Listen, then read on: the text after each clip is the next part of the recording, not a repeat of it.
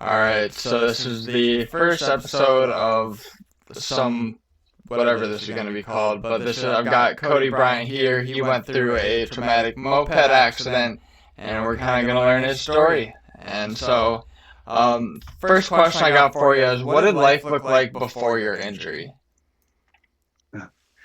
Um, Honestly, it was kind of my friends joked that I already lived a retired life. I would freelance a bunch of different gigs, like side gigs, basically, and that gave me the freedom to be able to travel a lot. So I was basically like hitting all my bucket list items. I was very Okay. active. I was scuba diving around the world, hiking, surfing, just going to different countries and doing all those kind of things. So I was living life to the fullest, people would say. That is awesome. No, that's super cool. And so, from what we were talking about earlier, you were traveling in the middle of one of those excursions when you got in your accident, is it correct? Yes, I was. I was with two friends, and I was visiting my aunt. It was kind of a small little Europe trip. I was in France visiting my aunt and some of her friends, and then scuba diving there. And then I went down to Spain to meet two of my friends that were just on vacation. Okay, that's awesome. And then, what do you feel comfortable talking about that, like accident? I know that you don't remember everything that happened, but from the stories that you've pieced everything together, um, Yeah. So the injury cleared out about a year of my memory. So I've put together things based on videos and what I've been told. But in Spain, I don't remember being in Europe at all. But in Spain, I was with the two friends, and we rented mopeds to get around. And one morning, I didn't stay with them. They stayed in a hotel. I was in an Airbnb, and I was pulling based on where the accident happened. I must have been alone pulling out of a gas station, and I was hit by a taxi. And that's when I think, based on the injuries, I was thrown off the front of the bike and okay. hit my legs on the handlebars on the way up, and it shattered my femur. And I was wearing a helmet, thankfully, but Oh I yeah. guess I landed on the pavement on my helmet because it had a face mask that smashed the plastic into my face here and scarred up my eye and everything. But thankfully, it didn't hit my eye. Um, and then I had a traumatic brain injury, was knocked immediately into a coma. They took me to the hospital. They saved my life. They got me on a ventilator, gave me a bunch of blood transfusions, um, and then they found my friends because I had a room key in my pocket. Thankfully, they found my friend's hotel room, and then my friends came, and then they called my mom when they saw me like that. My mom flew to Spain as quickly as she could, um, and then so it was like day two, I think, or 2 or 3 days.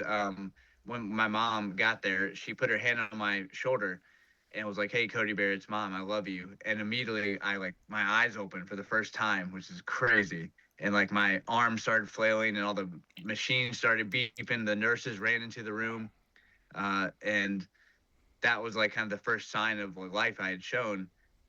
They quickly sedated me and put me back into it. This time, a medically induced coma.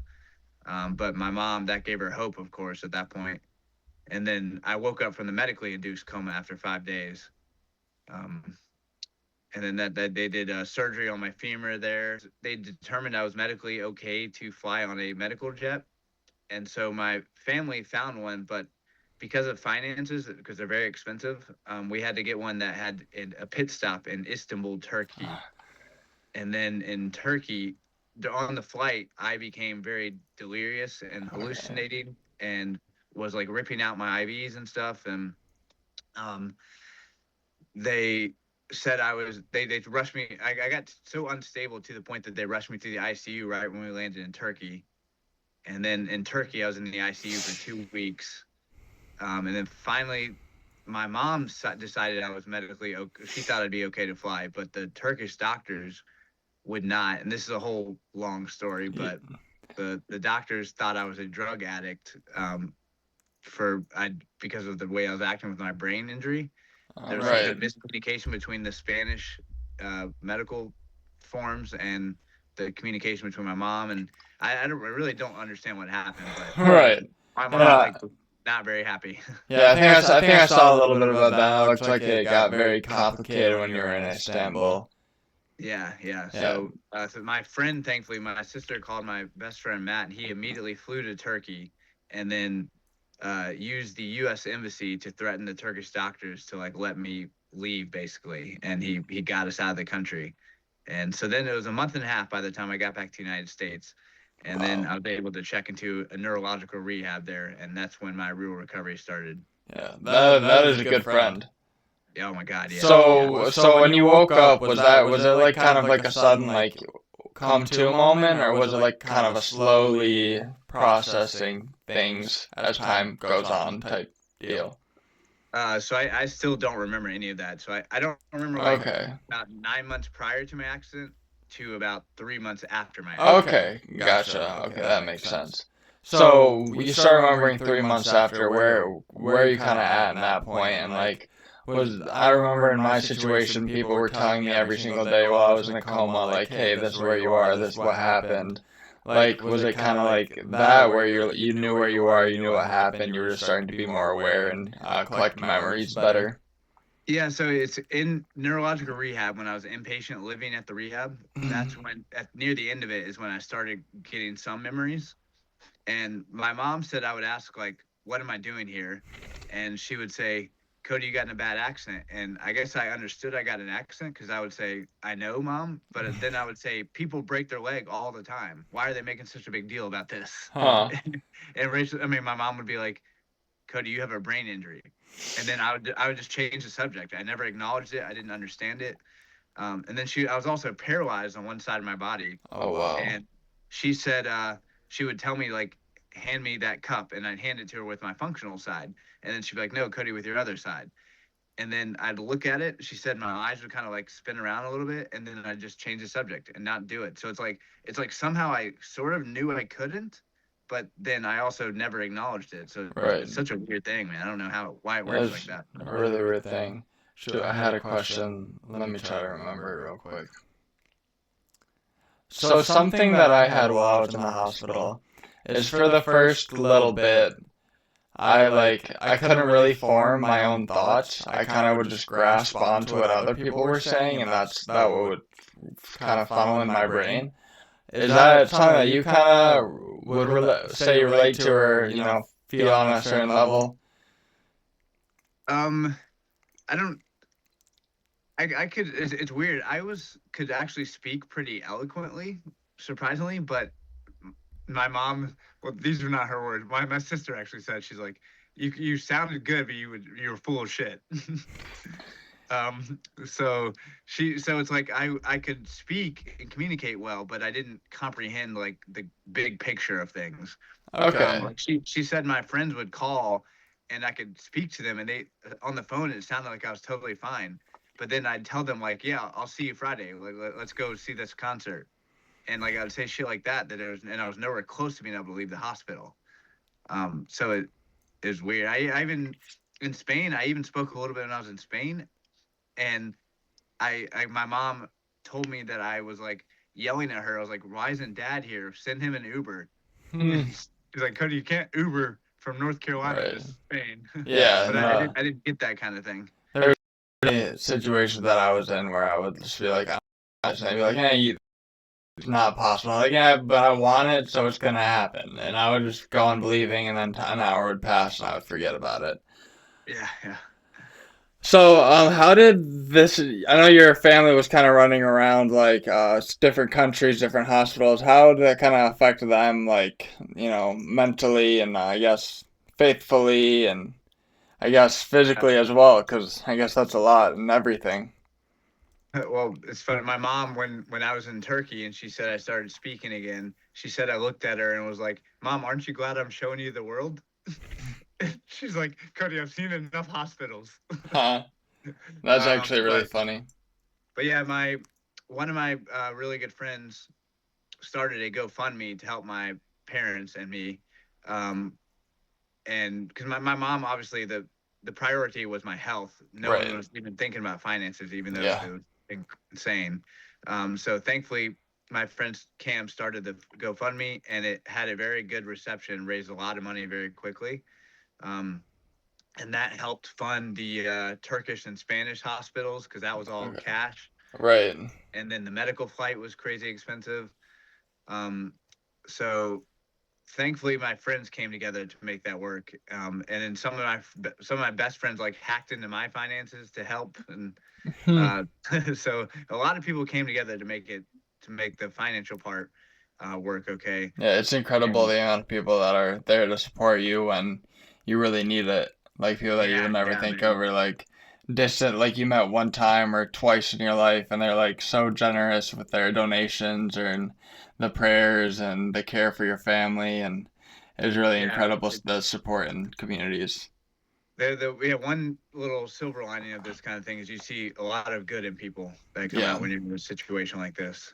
My aunt also flew there. My one of my really good friends, MJ, flew to Spain. Like people were coming together to help Wow. my family and me for sure.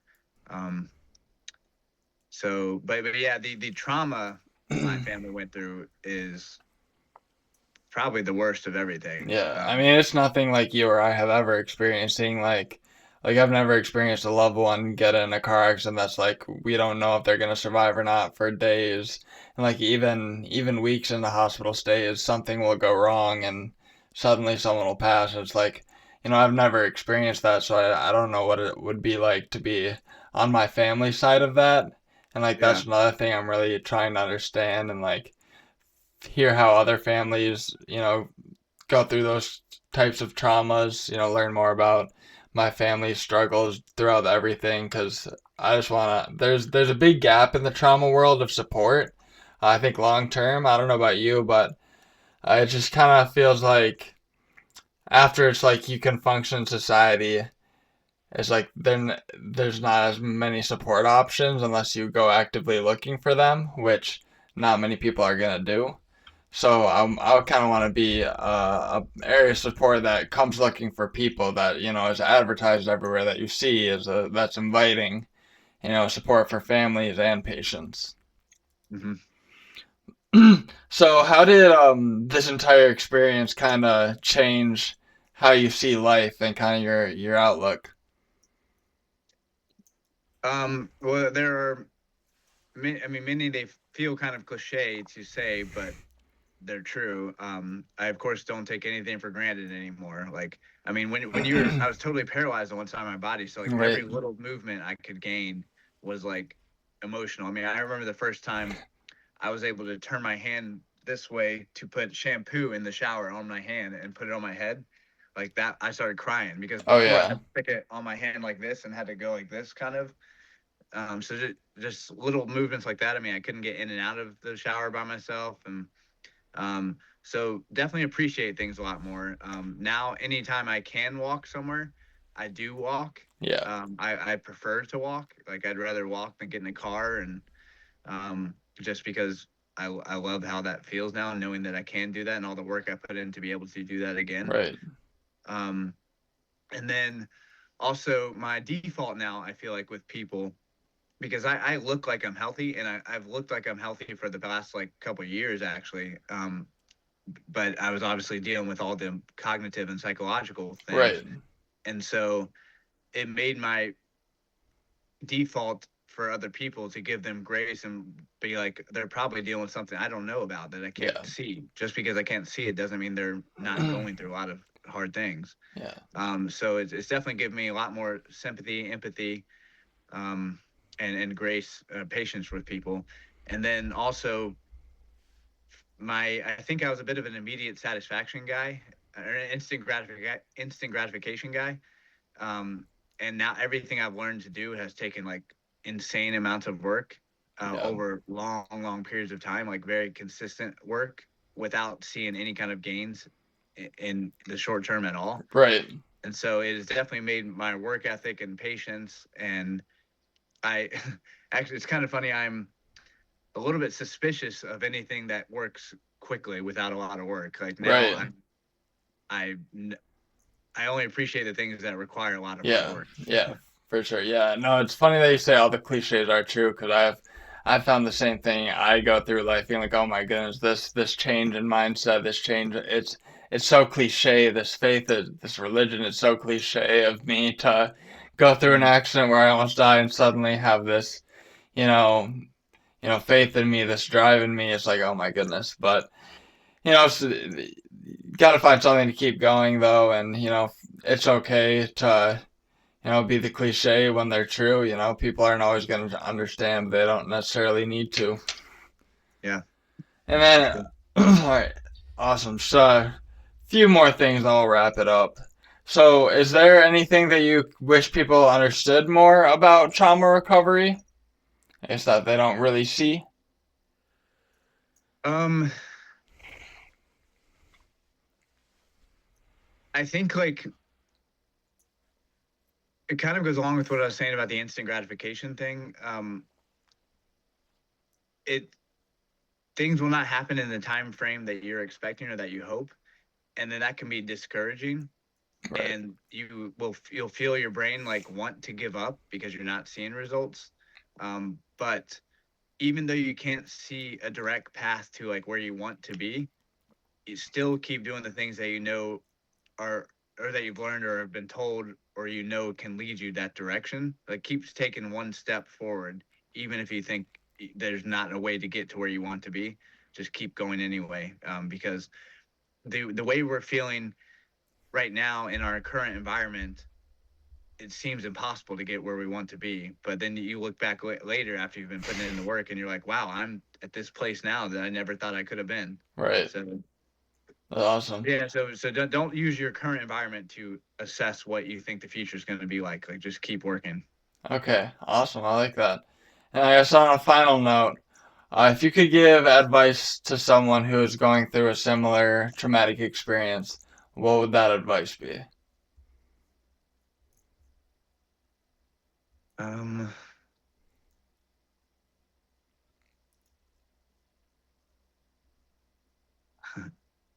there's so many things, but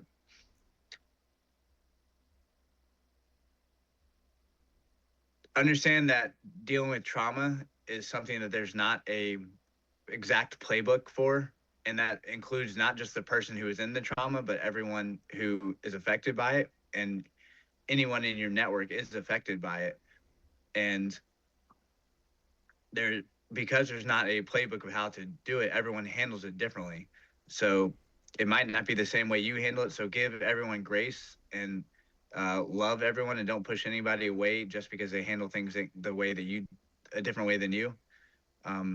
Because your network is such an important part of dealing with trauma, and the support you have can really help bring you guys all together. And also your bond becomes much closer, and it becomes, I can say this now. I don't know that my family can say this yet, but I think my accident is a good thing that happened in my life now. Um, so, which that seems like an impossible thing. So, uh, just know that things can change, even if it doesn't seem like it right now. Awesome. I love that. Thank you so much. And that'll be the end of this first podcast episode.